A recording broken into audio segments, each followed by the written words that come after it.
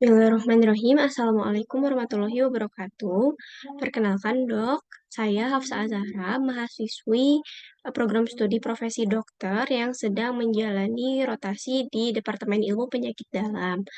Berikut saya akan mempresentasikan dan mencoba membahas soal UKM PPD sebagai tugas pengganti absen selama saya berhalangan hadir dengan alasan sakit.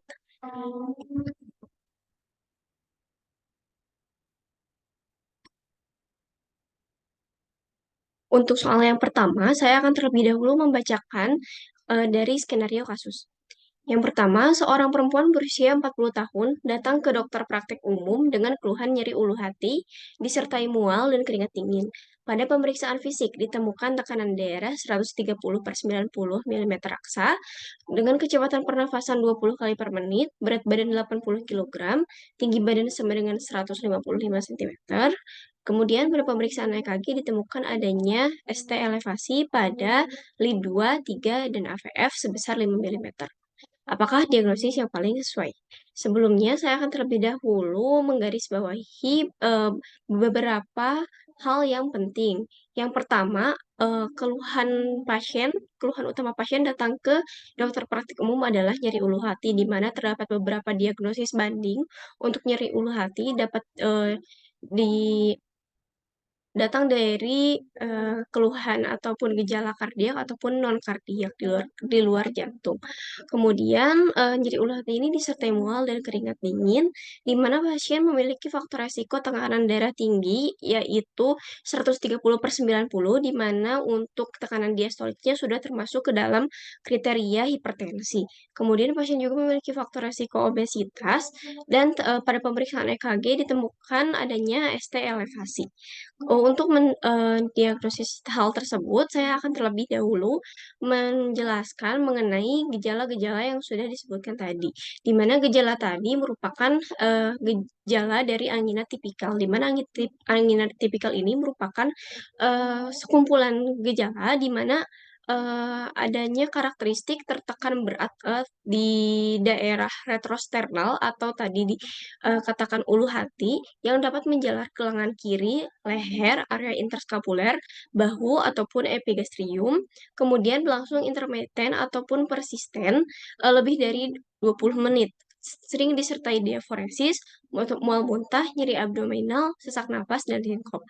Hal ini berdasarkan pada pedoman tata laksana sindrom koroner akut Perki 2018. Apabila dilihat dari kasus yang sebelumnya, pada pasien terdapat nyeri atau tekanan berat di daerah retrosternal dan ulu hati, di mana disertai dengan adanya diaforesis atau keringat berlebih serta mual muntah.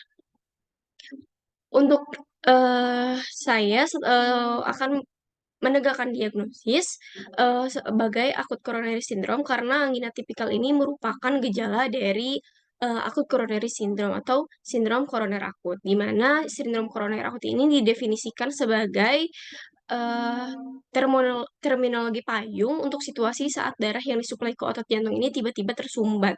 Untuk presentasi klinisnya sangat luas, mulai dari serangan jantung, ketidakstabilan listrik, ataupun hemodinamik dengan shock kardiogenik karena iskemia yang sedang berlangsung atau komplikasi mekanis seperti regurgitasi mitral yang parah hingga pasien yang sudah bebas rasa sakit lagi pada saat presentasi. Oleh karena itu, diagnosisnya adalah sindrom koroner akut, di mana ini juga didukung dengan temuan pada EKG, yaitu adanya elevasi pada segmen ST pada lid 2, 3 AVF sebesar 5 mm. Selanjutnya, soal yang kedua, kasusnya adalah seorang laki-laki 50 tahun masuk UGD dengan keluhan utama nyeri dada sejak 4 jam yang lalu. Nyeri menjelar ke rahang dan lengan kiri disertai keringat dingin. Ada riwayat merokok 2 bungkus per hari. Pada pemeriksaan fisik nampak sakit berat, tekanan darah 110 per 70 mm raksa, denyut nadi 100 kali per menit, dan adanya gambaran EKG yaitu elevasi segmen ST pada lead V1 sampai V4. Apa diagnosis kasus di atas? Apabila kita lihat gejala yang sudah saya berikan huruf cetak tebal, itu merupakan angina tipikal yang sudah dibahas sebelumnya, maka ini merupakan termasuk dari sindrom koroner akut. Namun, sindrom koroner akut itu dibagi menjadi beberapa tipe lagi berdasarkan karakteristiknya. Yang pertama, untuk patogenesis dan patofisiologinya terlebih dahulu, sindrom koroner akut ini bisa terjadi karena adanya trombus koroner ataupun, adanya gumpalan yang menghalangi pembuluh darah koroner. Gumpalan ini dapat, menyebabkan adanya obstruksi ataupun oklusi, dapat menyebabkan oklusi parsial atau sebagian ataupun oklusinya itu total, di mana oklusi parsial ini biasanya dapat menyebabkan, gambaran EKG-nya itu adalah depresi segmen ST dan atau adanya inversi gelombang T.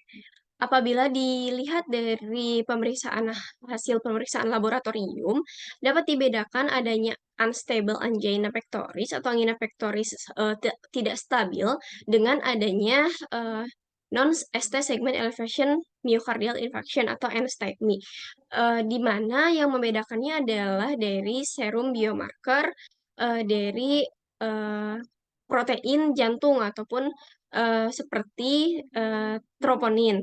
Kemudian apabila terdapat peningkatan protein, cardiac marker, maka ini disebut sebagai non-STEMI karena menandakan sudah adanya kerusakan yang, disebabkan oleh adanya infark. Sementara apabila tidak ada peningkatan dari biomarker jantung, itu merupakan angina pectoris tidak stabil. Kemudian ada lagi tipe ST segment elevation myocardial infarct atau myocardial infarct yang pada gambaran EKG-nya itu terdapat, elevasi, ST segmen. Jadi berbeda dengan yang tadi, depresi segmen dari ST, ini justru elevasi atau meningkat. Hal ini terjadi karena iskemianya itu terjadi terus-menerus, sehingga nanti akan terjadi kerusakan yang lebih parah, pada jaringan yang disuplai oleh pembuluh darah koroner. Berikut merupakan karakteristik EKG yang tadi sudah dibedakan, yang untuk gambar yang pertama, ini merupakan gambaran dari elevasi segmen ST, di mana untuk segmen ST ini seharusnya normalnya itu adalah isoelektrik, atau dia sejajar, dengan PR segmen. Kemudian selanjutnya ada lagi depresi ST segmen, yaitu berarti, dari segmen ST ini mengalami penurunan, dibandingkan dengan PR segmen. Kemudian selanjutnya ada T-wave inversion, di mana seharusnya gelombang T ini, defleksi positif, sementara pada kasus inversi gelombang T itu terbalik atau defleksi negatif. Kemudian untuk menentukan apakah pasien ini, eee, apakah terjadi elevasi segmen ST atau tidak, terdapat nilai ambang elevasi, segmen ST, di mana untuk LIDVI 1-3 pada laki-laki lebih dari sampai dengan 40 tahun, harus terdapat peningkatan, 0,2 milivolt. Kemudian pada laki-laki kurang dari 40 tahun, dan juga perempuan usia berapapun lebih dari 0,25 milivolt. Sementara untuk lead line yang biasanya jarang digunakan pada EKG rutin ada V3 pada, V3 kanan juga V4, kiri, laki-laki dan perempuan itu lebih dari sama dengan 0,05 milivolt, kemudian laki-laki kurang dari 30 tahun itu lebih dari sama dengan 0,1 milivolt. Dan ada juga lead V7 dan, sampai V9, laki-laki dan perempuan itu lebih dari sama dengan 0,05 milivolt.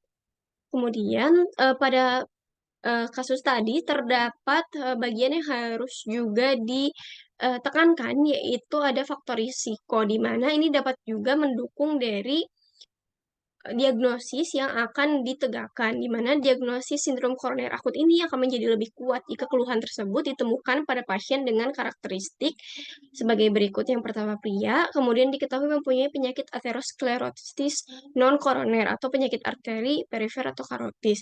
Kemudian diketahui mempunyai penyakit jantung, koroner atas dasar pernah mengalami infark miokard, bedah pintas koroner ataupun IKP. Kemudian mempunyai, faktor risiko seperti usia tua, memiliki, tekanan darah yang tinggi, merokok, dislipidemia, diabetes mellitus, atau riwayat penyakit jantung koroner dini dalam keluarga yang diklasifikasikan sebagai risiko tinggi, risiko sedang, atau risiko rendah menurut NCEP. Di mana pada pasien ini terdapat faktor risiko merokok, di mana pasien merokok 2 bungkus per hari. Kemudian selanjutnya, oleh karena itu saya menegakkan diagnosis pada pasien ini infark miokard akut karena pada kasus ini pasien ditemukan gambaran EKG elevasi segmen ST yang termasuk ke infark miokard akut. Sementara angina stabil itu tadi gambaran EKG-nya adalah depresi segmen ST ataupun adanya gelombang eh, inversi dari gelombang T. Selanjutnya, soal ketiga, seorang laki-laki berusia 40 tahun datang ke UGD dengan keluhan sesak nafas sejak 1 jam sebelum masuk rumah sakit. Keluhan sesak nafas dirasakan seperti tertindih benda yang sangat berat. Dari pemeriksaan fisik didapatkan tekanan darah 170 per 100 miliraksa, nadi 120 kali per menit, laju respirasi 45 kali per menit, dan ditemukan adanya kelainan ST elevasi pada gambaran EKG yaitu di lead 2-3 AVF. Yang ditanyakan adalah diagnosa yang paling tepat adalah diagnosa di sini dibedakan berdasarkan lokasi dari infak. Untuk mengetahui lokasi dari infak dapat dilihat eh, kelainan atau gangguan pada segmen ST itu terletak pada lead berapa. Untuk V1 sampai V4 itu menandakan adanya lokasi iskemia atau infak pada bagian anterior jantung. V5 sampai V6 kemudian lead 1 dan lead AVL itu terdapat iskemia atau infak di lateral, 2-3 AVF infak atau iskemi di inferior, V7 sampai V9 posterior, V3 kanan dan V4 kanan itu ventrikel kanan. Untuk lebih jelasnya gambaran ini apabila kita lihat lidi yang telah terpasang untuk yang pertama tadi V1 sampai V4 apabila ini bidang ini merupakan bidang yang melingkar, maka V1, V2, V3, V4 ini termasuk ke dalam lokasi atau arah anterior karena ini merupakan panah yang ke arah depan atau anterior. Jadi akan menggambarkan jantung bagian anterior. Kemudian selanjutnya V5, V6, 1 dan AVL karena arah dari lead-nya itu ke arah samping atau ke arah lateral, maka ia menggambarkan lokasi iskemi atau infak pada bagian lateral. Kemudian apabila terjadi kelainan pada 2-3 AVF karena letak leadnya berada di bawah bagian tubuh, maka arah arah leadnya ke arah inferior, maka apabila terjadi kelainan iskemi atau infak itu tergambarkan di 2-3 AVF apabila iskemi atau infaknya itu di bagian inferior jantung. Oleh karena itu, diagnosis yang dapat ditegakkan karena pada pasien ini elevasi segmen ST-nya pada lead 2-3 AVF, yaitu lead yang mengarah ke bagian inferior tubuh yang menggambarkan inferior jantung, maka diagnosisnya adalah infark miokard akut inferior. Kemudian selanjutnya, seorang pria berusia 60 tahun diantar ke IGD dengan keluhan sesak nafas sejak 1 bulan yang lalu. Sesak nafas ini dirasakan terutama pada saat beraktivitas dan berkurang bila istirahat. Pasien harus menggunakan 3 bantal pada saat tidur, tensinya 100 per 70 mm raksa, nadi 98 kali per menit, kecepatan respirasi atau pernafasan 28 kali per menit, dan suhu 37,5 derajat Celcius. Pada pemeriksaan fisik didapatkan rongki basah halus di kedua basal paru, tidak terdapat bising tetapi ditemukan galop dan edema pada kedua ekstremitas bawah. Apakah diagnosis pasien tersebut? Sebelumnya, untuk mengetahui apa diagnosisnya, maka harus ditekankan pada gejala-gejala yang ada pada kasus ini. Kasus ini terdapat sesak nafas yang dirasakan atau diperberat atau muncul ketika beraktivitas dan berkurang bila istirahat. Maka kemungkinannya adalah sesak nafas ini berasal dari adanya kelainan pada jantung. Kemudian hal ini juga didukung bahwa pasien harus menggunakan 3 bantal pada saat tidur, karena ketika tidur pasien ini akan mengalami sesak nafas. Kemudian untuk pemeriksaan lainnya, seperti rongki basah halus di kedua basal paru, kemudian ditemukan galop dan edema, ini merupakan ciri-ciri adanya cairan yang terkumpul di dalam tubuh.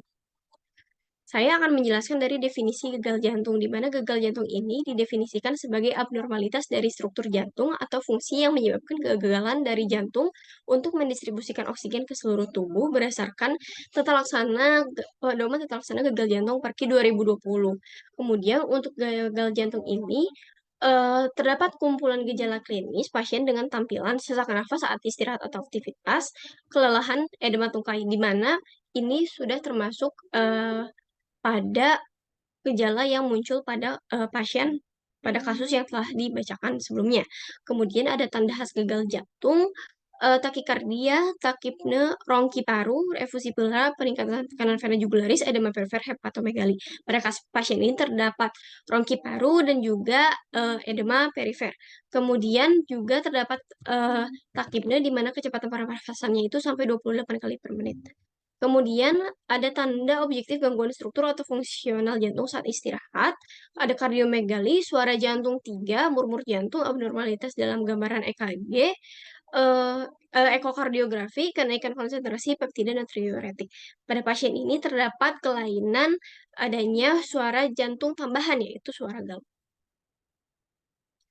Kemudian ini terdapat kriteria untuk, gagal jantung, yaitu berdasarkan, kriteria Framingham, di mana untuk menegakkan diagnosis gagal jantung, harus terdapat 2 mayor kriteria atau 2 kriteria mayor minimal, ataupun minimal 1 kriteria mayor ditambah dengan minimal 2 kriteria minor. Pada pasien ini diketahui terdapat paroksimal nocturnalisme atau ortopne karena harus menggunakan 3 bantal ketika tidur, kemudian terdapat suara jantung tambahan, galop, kemudian, baru 2 kriteria mayor ini sudah, dapat ditegakkan diagnosisnya. Ditambah pada pasien juga terdapat kriteria minor seperti edema perifer, kemudian adanya sesak nafas ketika, beraktivitas, kemudian, selanjutnya pasien ini dapat ditegakkan sebagai, gagal jantung.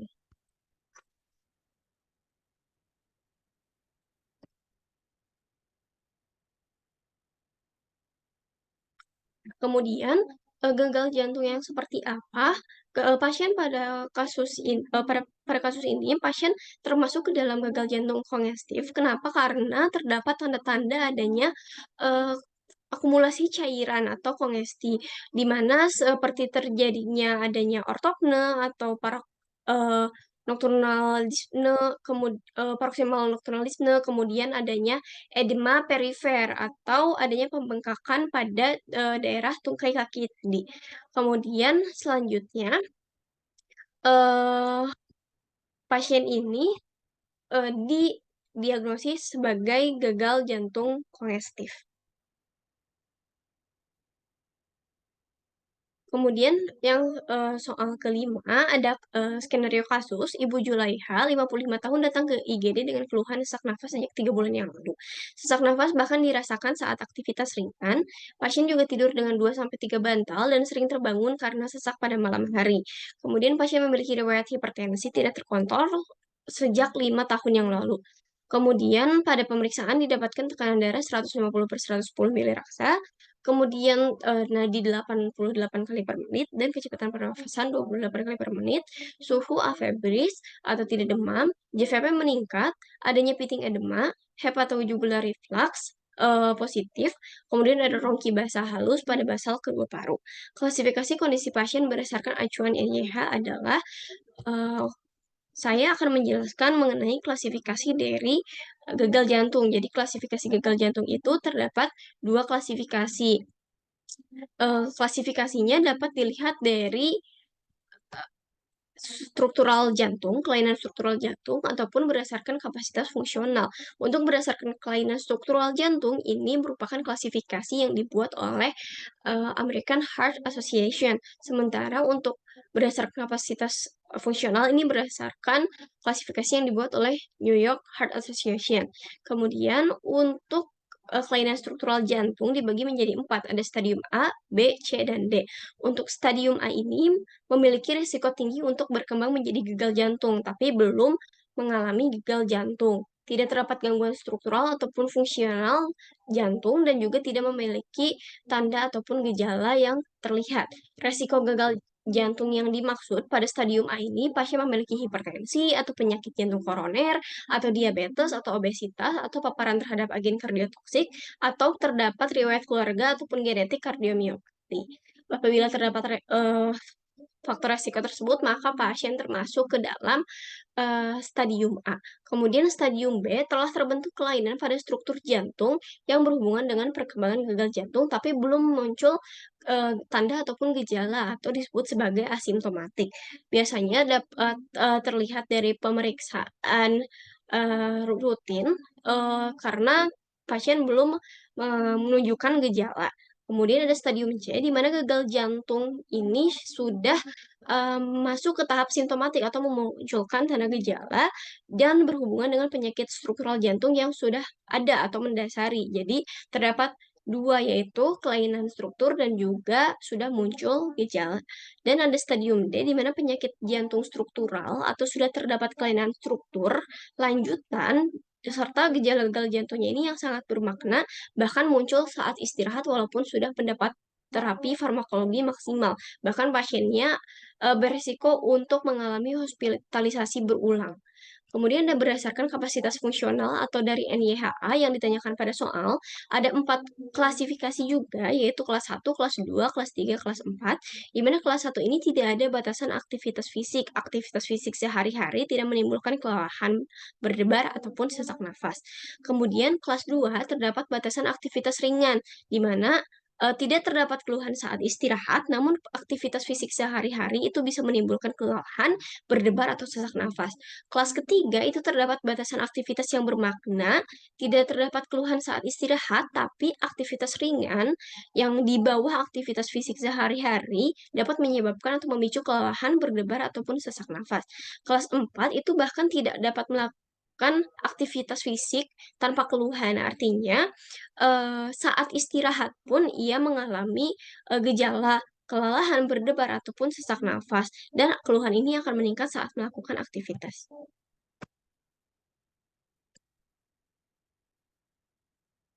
Dalam melakukan anamnesis kepada pasien, dari klasifikasi NYHA ini dapat dibuat lebih objektif. Contohnya untuk, kelas, kedua, eee, dan kelas ketiga itu dapat dibedakan aktivitas ringan ataupun aktivitas sehari-harinya dengan menanyakan apakah pasien masih dapat melakukan aktivitas sehari-hari tanpa keluhan, tapi dapat, eee, menjadi memunculkan gejala ketika, pasien melakukan aktivitas yang, eee, cenderung, lebih berat gitu. Kemudian untuk gejala yang muncul itu biasanya lebih ringan dibandingkan kelas 3.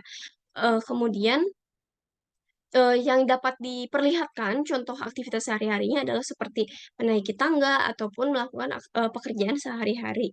Kemudian juga dapat tanyakan secara objektif dalam anamnesis untuk menegakkan diagnosis, berdasarkan kelas ketiga NYHA, di mana apakah, pasien ini merasakan mudah lelah atau muncul gejala berdebar atau sesak tadi ketika pasien melakukan aktivitas ringan, jadi di bawah aktivitas sehari-hari. Contohnya adalah berjalan bahkan dalam jarak yang sangat pendek, 20 sampai 100 meter. Sementara untuk yang kelas 2 itu lebih dari 100 meter itu masih, termasuk ke kelas 2 ini ya. Karena pada pasien ini, pasien, sesak napas dirasakan saat aktivitas ringan, yaitu di bawah, eee, tingkatnya di bawah aktivitas sehari-hari seperti pekerjaan rumah, maka termasuk ke NIHA kelas 3 karena bahkan pada saat aktivitas ringan, bukan aktivitas sehari-hari di rumah, pasien, sudah mengalami atau mengeluhkan gejala sesak nafas.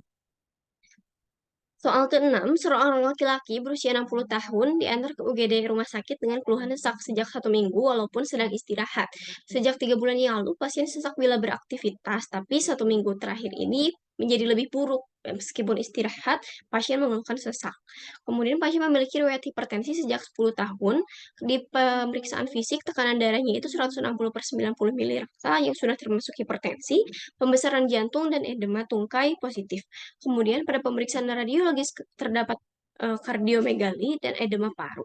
Apakah obat hipertensi yang diberikan? Pada kasus ini masih termasuk ke dalam, eee, penyakit gagal jantung, di mana, karena adanya tanda edema tungkai ataupun edema perifer, juga ditemukan edema paru, maka terdapat akumulasi cairan berlebih di dalam tubuh. Artinya ini merupakan congestive heart failure atau gagal jantung kongestif. Untuk tata laksana gagal jantung kongestif itu direkomendasikan diuretik pada pasien gagal jantung dengan tanda klinis atau gejala kongesti. Mengapa? Karena diuretik ini target ataupun mekanisme kerjanya ia adalah mengeluarkan cairan berlebih untuk menurunkan tekanan darah yang merupakan faktor resiko dari gagal jantung. Pada pasien ini juga tekanan darahnya tinggi saat dilakukan pemeriksaan fisik. Oleh karena itu, pemberian diuretik dirasakan sangat tepat untuk pasien ini. Tujuan dari pemberian diuretik tadi adalah mencapai status euvolemia, kering dan hangat, dengan dosis yang serendah mungkin, yaitu harus diatur sesuai kebutuhan pasien untuk menghindari dehidrasi atau retensi. Jadi, untuk mengeluarkan cairan dari dalam tubuh yang terakumulasi ini sebisa mungkin mencapai status euvolemia, tidak sampai ke hipovolemik yang menyebabkan dehidrasi ataupun retensi. Adapun obat-obatan diuretik yang dapat diberikan ada diuretik loop seperti furosemid, bumetanid ataupun torasemid, ataupun tiazid seperti hidroklorotiazid, metolazon dan indapamid. Akan tetapi furosemid ini biasanya lebih sering diberikan dan juga eh, manfaatnya dirasakan lebih tinggi dibandingkan jenis diuretik lainnya. Oleh karena itu jawaban pada kasus ini adalah furosemid.